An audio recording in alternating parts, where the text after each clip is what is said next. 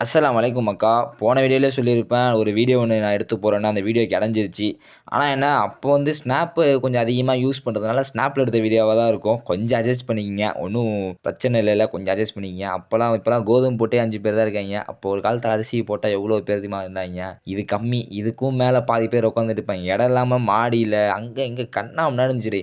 என்ன பண்ணுறது? மனசு கஷ்டமா இருக்கு. இப்ப எங்க போயிட்டு இருக்கேன்னா, நேத்து எடுத்துட்டு வந்த பொட்டிய வந்து கொஞ்சம் ஆல்ட்ரேஷன் பண்ற வேலை இருக்கு. அதுக்காக ஆணி இல்ல. ஆணி வாங்க தான் போயிட்டு இருந்தோம். ஆணிலாம் வாங்கிட்டு கொண்டு வந்து வீட்ல வச்சுட்டு, ஏகேமே அந்த பொட்டி பழைய பொட்டி தான். அத ஆல்ட்ரேஷன் பயங்கரமா பண்ணணும் போல. நம்ம கை வைக்கும்போது தான் தெரியுது. எல்லாம் கன்னாபின்னான்னு ஆரம்பிச்சுருச்சு. ஆனா நம்ம சும்மா இருப்போமா? அடிச்சு பக்காவா ரெடி பண்ணி வச்சாச்சு டேய். நம்ம வந்து என்ன ஒரு 7 பொட்டி வாங்கிட்டு வந்தோம். அதுல ஒரு பொட்டி பிரிக்கிற மாரி ஆயிடுச்சு. ஏன்னா ஒரு பொட்டி ஒண்ணுத்துக்கும் உதவாம போயிடுச்சு. சரி இருக்கிறத வச்சு எல்லா பொட்டியும் அடிச்சு ஒரு மாரியா பக்காவா செட் பண்ணியாச்சு. இப்ப பொட்டி இருக்கு. புறா இல்ல.